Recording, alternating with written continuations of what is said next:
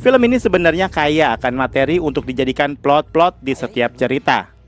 Tapi pembuat film lebih memilih eksploitasi adegan pembantaian, adegan kena santet, adegan mati lampu yang disusul ucapan serempak astagfirullah oleh para santri.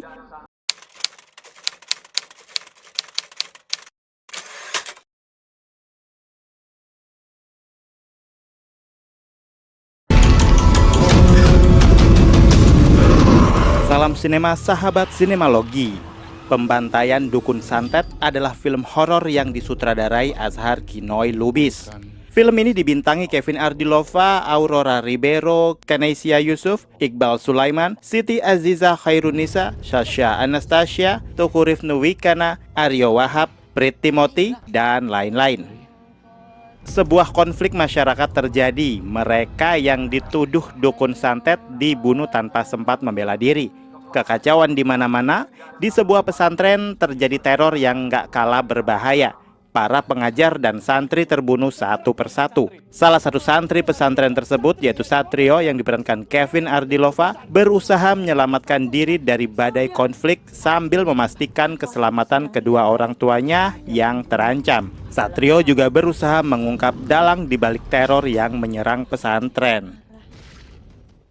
Kalian bisa membantu kami dengan klik tombol super thanks di bawah video. Kami akan sangat berterima kasih atas berapapun nominal saweran yang kami terima. Film ini awalnya berjudul Lemah Santet Banyuwangi yang tentu saja diprotes masyarakat Banyuwangi karena akan memberi konotasi negatif kota mereka. Judul pembantaian Dukun Santet pun dipilih, yang justru menjadi lucu karena di film pembantaian yang terjadi dan muncul di frame adalah pembantaian yang dialami ustadz dan murid pesantren. Gak ada satupun dukun santet yang dibantai. Masalahnya penonton seakan diajak untuk menafsirkan sendiri makna dari pembantaian di film. Bagi penonton yang tahu kisah aslinya tahun 1998 mungkin akan paham, tapi bagi penonton baru, terutama Gen Z, bahkan milenial akhir akan sangat bingung. Film ini sama sekali tidak memberi backstory. Film hanya sibuk memajang adegan pembantaian dan aneka jumpscare yang itu-itu aja. Mengapa hal itu terjadi? Siapa itu orang-orang berkostum ninja? Bodoh amat, cari aja sendiri di Google.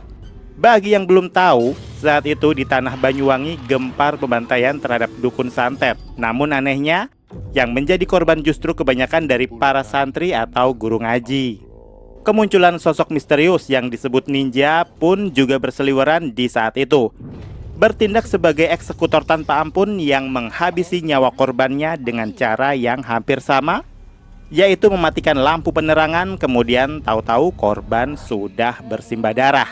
Ada yang sudah terpotong-potong tubuhnya dan kepala terpenggal. Di beberapa cerita versi lain juga sempat memunculkan fenomena orang gila ODGJ atau gelandangan di penjuru kabupaten yang dinilai sangat mencurigakan dengan segala gelagatnya. Sebagian digambarkan dalam beberapa adegan di film. Pembantaiannya, kemunculan ninjanya, namun untuk para gelandangan dan ODGJ tadi nampaknya ditiadakan. Tapi entah kenapa saya malah terkesan bahwa cerita di film ini hanya bermodal riset dari bacaan Wikipedia saja. Dan sisanya dikawinkan dengan imajinasi horor yang itu-itu aja. Meski film ini diadaptasi dari thread viral karya Zero Point yang katanya diambil dari kisah nyata, tetap saja saya merasa naskah di film ini sangat banyak memiliki kelemahan dalam bercerita. Latar belakang yang diangkat di kisah ini seakan kurang bisa menggambarkan situasi yang sebenarnya terjadi. Alasan kenapa mereka yang ditargetkan sebagai korban ini harus dibunuh kurang terpapar. Sehingga sebagai penonton kita nangkepnya bahwa ya secara eksplisit yang dibunuhi adalah harus santri atau guru ngaji, bukan yang memang memiliki keterkaitan dengan ilmu hitam. Seolah-olah film ini jatuhnya menciptakan narasi sendiri terkait adaptasi kejadian yang pernah terjadi di Banyuwangi kala itu. Belum lagi dengan kisah-kisah klinik yang dialami tokoh utama, dengan segala ketidakjelasannya. Awalnya sang entitas terkesan meneror, toh ujung-ujungnya malah ngasih clue terkait apa yang sebenarnya terjadi di pesantren dengan apa yang dialami orang-orang di dalamnya. Film ini sebenarnya kaya akan materi untuk dijadikan plot-plot di setiap cerita.